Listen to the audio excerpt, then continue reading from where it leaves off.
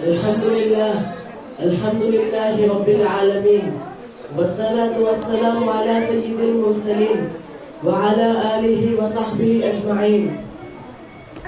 أما بعد ونعوذ بالله من الشيطان الرجيم.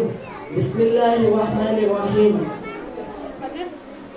إن الصلاة تنهى عن الفحشاء والمنكر وقال رسول الله صلى الله عليه وسلم بین العبد و بین الکفر ترک الصلاۃ. وہ سجدے روح زمین جس سے کانپ جاتی تھی، وہ سجدے روح زمین جس سے کانپ جاتی تھی، اسی کو آج درستے ہیں منبروں میں ہاتھ. خالق السماوات والارض نے اپنے حبیب صلی اللہ علیہ وسلم کو بے بہا نعمتوں سے نوازا، ہمیشہ تحفوں سے سرفراز فرماتا رہا. اللہ تعالیٰ نے حج کو فرض پر نازل فرمایا، زکوٰۃ کو فرض پر نازل فرمایا، ایمان کو فرض پر نازل فرمایا، روزے کو فرض پر نازل فرمایا، تمام احکاموں کو فرض پر نازل فرمایا. لیکن جب نماز کی باری آئی تو رب کریم نے اپنے حبیب صلی اللہ علیہ وسلم سے فرمایا ہم آپ کو ایک قیمتی تحفہ دینے والے ہیں. تحفہ بہت اعلیٰ ہے، تحفہ بہت عرفہ ہے، اعلیٰ شے کو اعلیٰ ہی جگہ پر عطا کیا جائے گا. لہذا نماز کو عرش الہی میں بلا کر عطا کیا گیا. کوئی متقی نماز کے بغیر متقی نہیں بن گیا، کوئی خطوب نماز کے بغیر خطوب نہیں بن گیا، کوئی عبدال نماز کے بغیر عبدال نہیں بن گیا.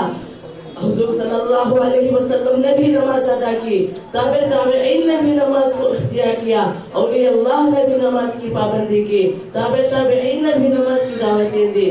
کوئی بتاؤ کسی نبی نے نماز ترک کی وہ نبی بن گیا؟ کوئی خطوب نماز کے بغیر خطوب بن گیا؟ کوئی عبدال نماز کے بغیر عبدال بن گیا؟ آپ بتا ہی نہیں سکتے. یہ عمل محبوب ہے. نماز پڑھنے سے نورانیت ملتی ہے، نماز پڑھنے سے ہمارا ایمان تازہ ہوتا ہے. نماز زندگی کو آفتاب سے زیادہ روشن کر دیتی ہے. نماز اس وقت چراغ کا کام کرتی ہے جہاں چاروں اور اندھیرا ہو، یعنی قبر میں. کیوں نہ ہو نماز ہی ایسا تحفہ جس سے شیطان کا منہ کالا ہوتا ہے. جب نمازی سے فیصلہ ہو تو کون متقی ہے، کون شقی ہے، کون انسان ہے، کون شیطان ہے، کون مسلم اور کون غیر مسلم، یہ امتیاز نمازی سے ہی ظاہر ہوتا ہے. میں بغیر حوالے کی بات نہیں کرتا. مشکلات شریف اٹھاؤ، صفحہ نمبر 57 پر دیکھیے. حضرت جابر رضی اللہ تعالی عنہ نے فرمایا بین العبد و بین الکفر ترک الصلاۃ. بندے اور کفر کے درمیان صرف نماز کا ترک کرنا ہے. مشکات شریف کے اسی صفحے پر دیکھیے. حضرت بریدہ رضی اللہ تعالی عنہ نے فرمایا العہد بیننا و بینکم الصلاۃ ومن ترک فقد کفر. بندے اور کفر کے درمیان کوئی چیز ہے وہ نماز ہے. بس جس نے ترک کیا وہ گویا اس نے کفر کیا. دوسری جگہ حضرت محمد صلی اللہ علیہ وسلم نے ارشاد فرمایا من ترک الصلاۃ متعمدا فقد کفر. جس نے نماز ترک کیا وہ گویا اس نے کفر کیا. حضرت حضور صلی اللہ علیہ وسلم اپنے آنکھوں کی ٹھنڈک نماز میں بتائی ہے. اور جس کسی نے بھی اللہ کے گھر کے سامنے اپنا سر جھکایا تو حضرت محمد صلی اللہ علیہ وسلم کی آنکھوں میں ٹھنڈک محسوس ہوتی ہے. اور ترک الصلاۃ سے حضرت محمد صلی اللہ علیہ وسلم کو تکلیف ہوتی ہے. اور جس کسی نے بھی حضرت محمد صلی اللہ علیہ وسلم کو تکلیف پہنچائی تو گویا اس کی دنیا و آخرت برباد ہو گئی. میں اپنی تقریر کو ختم کرنے سے پہلے آپ کو ایک واقعہ پیش کرنا چاہتا ہوں. حضرت عمر رضی اللہ تعالی عنہ کے دور خلافت میں ایک بوڑھیا تیل لے کر اپنے گھر جا رہی تھی تو غلطی سے اس کا تیل زمین پر لڑک کر گر گیا. تو زمین کی جو صفت ہوتی ہے وہ چوسنے کی ہوتی ہے، تو اس نے بوڑھیا کا تیل چوس لیا.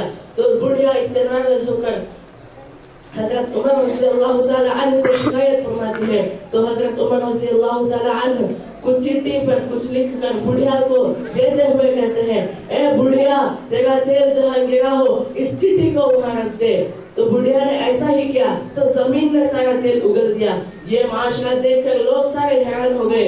जब वो चिट्ठी को खोल कर देखा तो उसमें लिखा था, ए जमीन, इस बुढ़िया का तेल वापस कर दे, वरना तेरे अंदर एक बेनमाजी को दफन कर दूंगा। इससे जमीन, देखो मेरे दोस्तों, जमीन तक बेनमाजी से डरती है। इसलिए हम सबको नमाज पढ़ना चाहिए। अब मैं अपनी तकरीर को इस बात से खत्म करना चाहता हूँ, पढ़ नमाज पंचगाना ना कर कोई बहाना, पढ़ नमाज पंचगाना ना कर कोई बहाना, इसमें है तेरी जन्नत वरना जहन्नम है तेरा ठिकाना। वमा अलैना इल्लल बलाग।